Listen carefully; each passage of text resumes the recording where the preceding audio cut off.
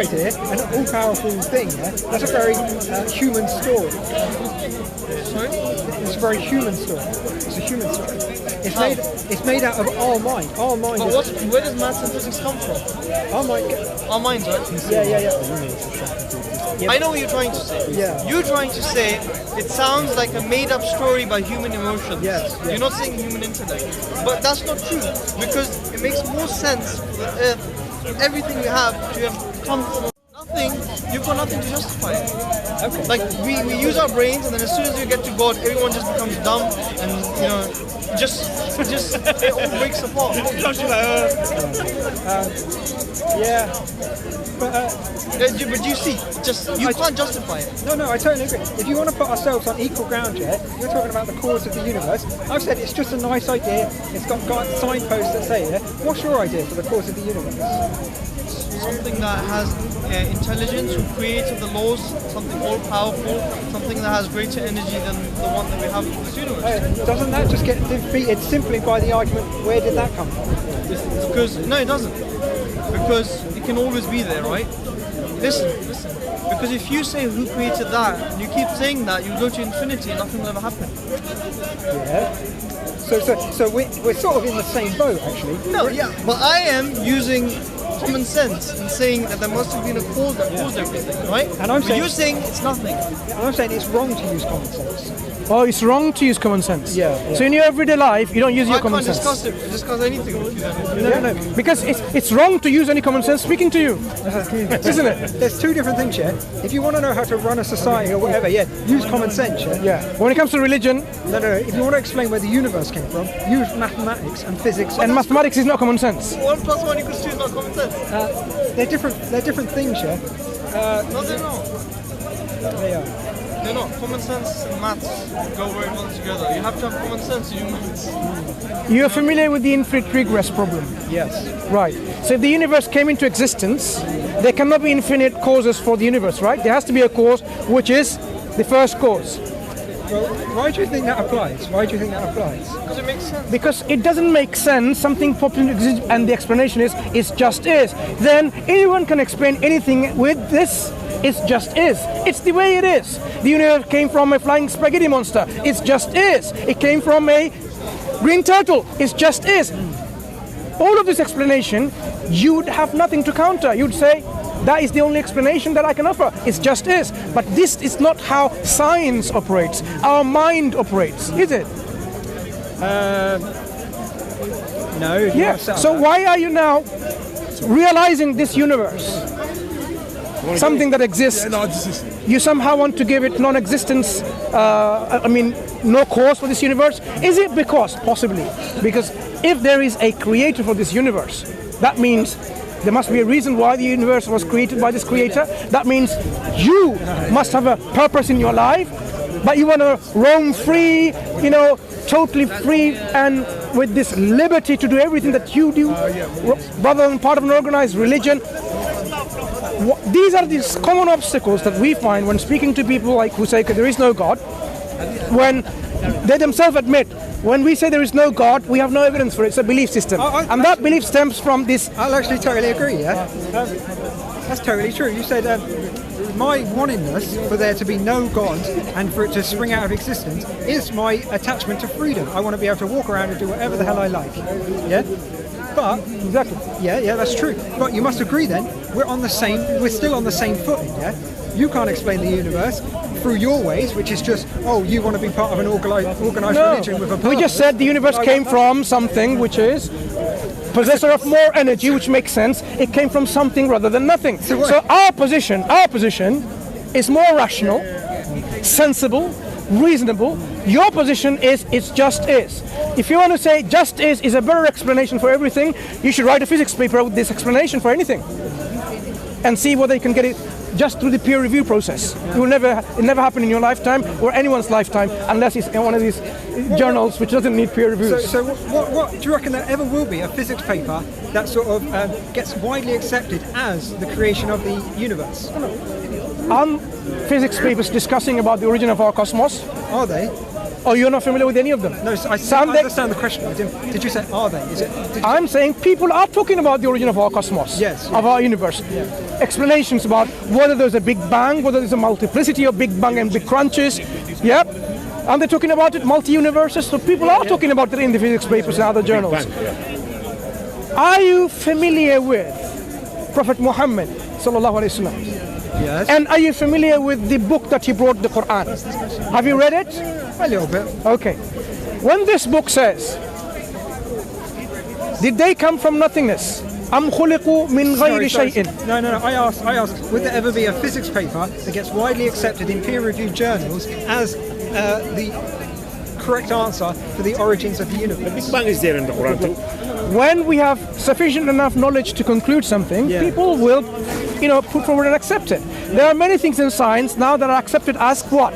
Facts. Yeah. So when something becomes of that nature in our knowledge base, people will accept it. That's what I mean. So until then, I'll just believe that it came from nothing. Based on what? Based on nothing to back up with. No. I've got a little bit of understanding of physics, and I think physics is pointing us in that direction. No. Physics is grounded on certain principles. Where what? Yeah. The universe is rational. Yeah. Rational, right? Yeah. That yes, our energy cannot be created or destroyed. I agree. So what you're saying? No, you agree and yet then you disagree, saying no, energy can be created. Energy can come from nothing. Yeah. So it's not coming from your physics background, doesn't it? Yeah, it does because of this. So I said physics is pointing us in that direction. And I said, where is physics pointing to the direction where energy can come from nothingness? Well, one of the ideas is the lack of rules and structure. Lack of rules and structure is something that you are assuming. Yes. Based on what?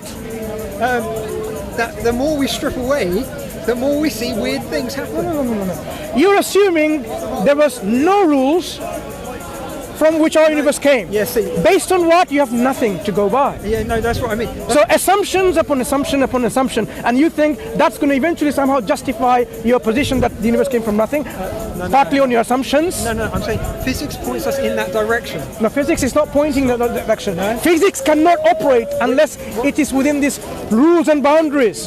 The physical laws and physical constants constrain us from going into this direction. Do you know of physical constants which are more than accurate, more than 22nd decimal places, how accurate they are? And you're thinking, no, there are no rules beyond our universe. Based on what? This whole universe points to rules, regulations, regularities. And yet somehow you see nothing. You go totally opposite. You go opposite. Do you know of evolution? Evolution? Yeah. Evolution of the universe? No, of species, animals. No, that's much later. We're not going to go, thousands and millions and billions of later what happened. Let's talk about the origin of the cosmos. Because one other thing though, this is something for you to understand. When atheists are confronted to explain their belief, they find a comfort zone in evolution. Because they realize believers don't accept the model of evolution that is presented by the Darwinians, for example, okay? And they somehow point the whole discussion to this evolution. This is just a ploy to somehow redirect the whole discussion at hand, right? Whether I believe in evolution or not evolution, it's not going to solve the problem of the origin of the universe. It's not. So we need to stick to our understanding of the origin of our universe. The reason why I brought up evolution is you said, look around yourself and look how it's all been handcrafted, yeah? But then I said, no, actually, look at evolution and see how it's been, by happen chance, came into existence. Chance? Is there such a thing as chance? Are you asking it like a philosophical statement? No, there is no such thing as chance. There is no thing as chance. What are you saying? Give me an example of a chance. If I flip a coin. If you flip up a coin, and if I tell you every single time it's a head or a tail, would that be chance? That would be, from my perspective, very odd. It's not odd, it's because I will show you. If I did, then it's not by chance. If you flip a coin, and the coin is of a certain weight and shape, and of certain metal, right? Certain texture. There is certain humidity and temperature around, wind speed, the height of it as it falls from the ground. The ground, the impacts on, the texture of it, right? Gravity, of course. If you have all the factors into equation, you can predict with 100% certainty it will be head or tail, or on one of the sides. So it was not chance at all. It well, was your ignorance well, of those factors associated with this. Steady on. That's, see what I mean by common sense can fail us, yeah? Because that sounds highly rational, doesn't it? But Heisenberg's uncertainty principle, you must all know of this. Heisenberg's uncertainty principle. Yeah. And what does it mean? If it's uncertain principle means what? It's inherent randomness within our universe. Inherent randomness within the universe.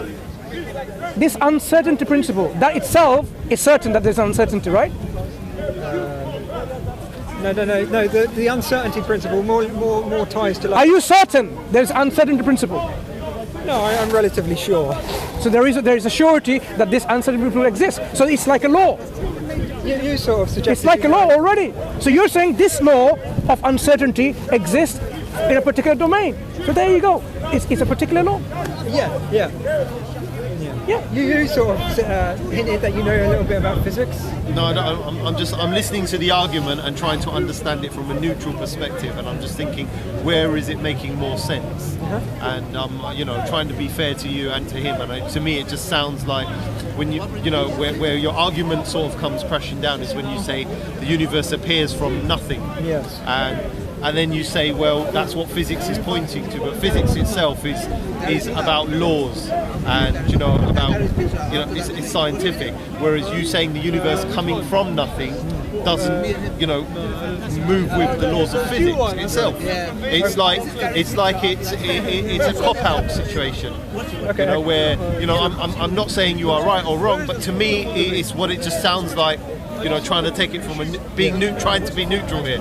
Yeah. I'm not a physicist, or I don't know much about. Although I'm a Muslim, I don't know much about the argument just doesn't seem strong. Yeah. Well, that's all. I mean, it's not like trying to bring you down for just for the reason, but just trying to understand the argument and see if there's any scientific basis to your argument. And it just seems like it's a bit weak. Okay. I don't know if you feel it's weak yourself.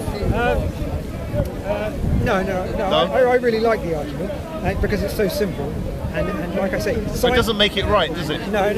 But it's just very useful, and also it does sort of follow the lines of our current physics. Yeah. So you said physics is about establishing the laws and then following the laws through.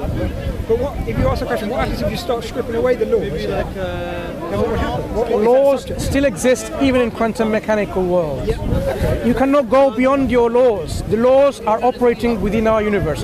That's a given fact. Yes.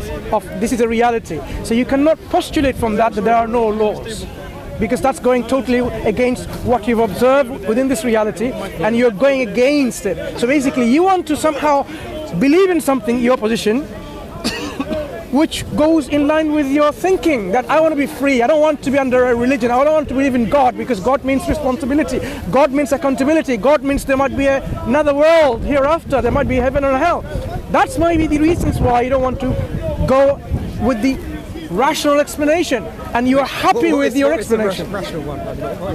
That's the explanation we are giving. The argument was what he was saying, that there must have been a force which with a higher power or more energy than what's in the universe that created it. That's what his argument leads to. Whereas your one is just stops at, well, it came from nothing. Okay. So did you understand that point? I mean, I understand. Yeah. You understand that point. So I mean, so despite that, you still believe that it came from nothing. Is that what you stand by, just for the sake of it, or sake of the argument, or is it that you can accept his point of view? Yeah, I actually think we travel quite a lot of ground, yeah. That idea that I'm attached to this nothing. That there is a creator, that there is a possibility, that there is a creator, and that in itself is quite a solid argument. Can you not accept that argument? No. No, I really can't. You don't believe in it? No, I can't. I just can't accept that argument. No. Does it not make any logical sense to you that there is a creator? Yeah, it makes a lot of. It makes a lot of sense. Yeah, it's like a story.